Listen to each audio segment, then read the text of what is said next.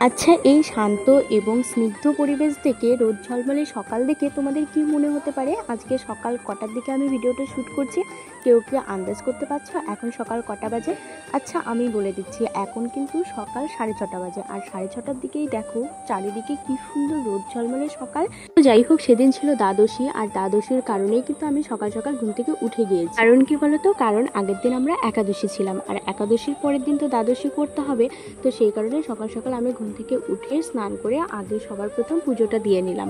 আর এইদিকে আবার মা রান্নাবান্নার আয়োজন করছে। মানে কি বলতো, আমার ভাইও কিন্তু কালকে একাদশী ছিল। আমরাও যেরকম কোনো কিছু খাইনি, আমার ভাইও কিন্তু সেরকম কোনো কিচ্ছু খায়নি।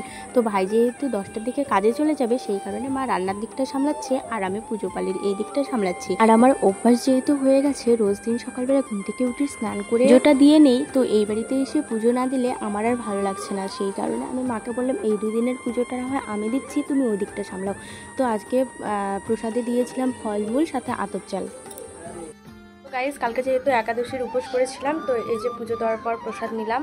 এখন আমি একাদশীর পারণ ভাঙবো। ঠাকুরের ভোগে যেহেতু ফলমূল আতপ চাল দিয়েছিলাম, তো সেটা দিয়ে এখন আমি আমার উপোসটা ভেঙে নেব। তো উপোস ভাঙা হয়ে গেলে মা আবার ওইদিকে চা বসিয়ে দিয়েছে, আমি গিয়ে এবার চাটা ঢেলে নেব।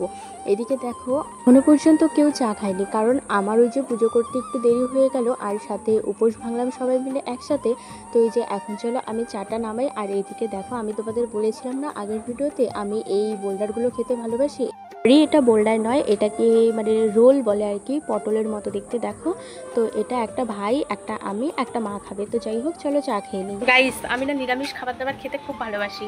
তো তোমরা তো জানোই একাদশী ছিলাম, একটু আগে পালন করলাম আমরা। তো মা না নিরামিষ রান্না করছে। একাদশী থাকার পরে দ্বাদশীর দিন অবশ্যই নিরামিষ খেতে হয়। তো মা আজকে নিরামিষ রান্না করছে। তো নিরামিষের মধ্যে কি আছে চলো তোমাদের দেখাই। এত সুন্দর গন্ধ বেরিয়েছে, মানে ঘরের মধ্যে থাকতে মনে হচ্ছে যে এখনই খেয়ে নেই, এত সুন্দর। তো চলো তোমাদের দেখাই কি রান্না করছে মা। কি যে আছে এখানে, নিরামিষ সবজি হবে।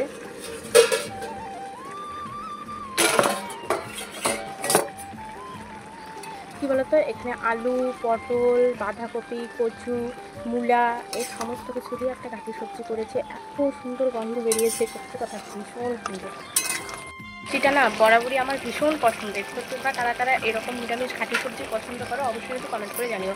আমাদের বাড়িতে এটাকে বলে ঘন্ট সবজি, আর আমার শ্বশুর বাড়িতে বলে ঘাটি সবজি। তো ঘাটি সবজি বলতে বলতে অভ্যাস হয়ে গেছে, সেই জন্য এখন আমি ঘাটি সবজিই বলি। আর এদিকে দেখো, এই যে কচু, যে দেখো এই কচুটা দিয়ে চপ করবে। অনেক দিন হলো এই কচুর চপ খাই না। এখানে বেসন গুলিয়ে রেখেছে, মানে বাক্স কচু যেটা হয় আর কি, বাক্স কচু দিয়ে কি করে বলো তো, এরকম বাক্স কচু দিয়ে চপ করে। চপটা কিন্তু খেতে সেই স্বাদ হয়। তো যাই হোক, মা রান্না করুক, অনেক তৃপ্তি করে খাবো দেখে আর কি মনে হচ্ছে।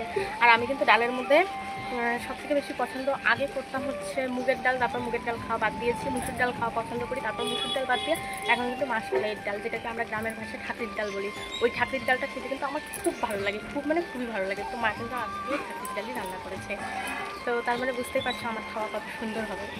তো রান্নাবান্না হয়ে যাওয়ার পর আমি আর 10 মিনিটও দেরি করিনি, মাকে বললাম যে ঠিক আছে মা খেতে দাও। ভাইকে ওইদিকে খেতে দিয়েছে, ভাই কাজে যাবে, মানে 10টার আগেই আর কি আমিও খেতে বসেছি। এদিকে তাকে এক বাটি ডাল নিয়েছি, ঘাটি সবজি। আর খেতে খেতে একটু আগেই দেখছিলাম কি পরিমাণে রোদ উঠেছে, আর খেতে খেতেই দেখি আবার বৃষ্টি নেমে গেছে। তো যাই হোক, খাওয়া দাওয়া কমপ্লিট করে বাইরে এসেছি জামা কাপড় উঠানোর জন্য। বাইরে একদম মুষলধারে বৃষ্টি পড়ছে, এখনো পর্যন্ত ঠিকমতো বোঝা যাচ্ছে না, কিন্তু ভীষণ বৃষ্টি পড়ছে।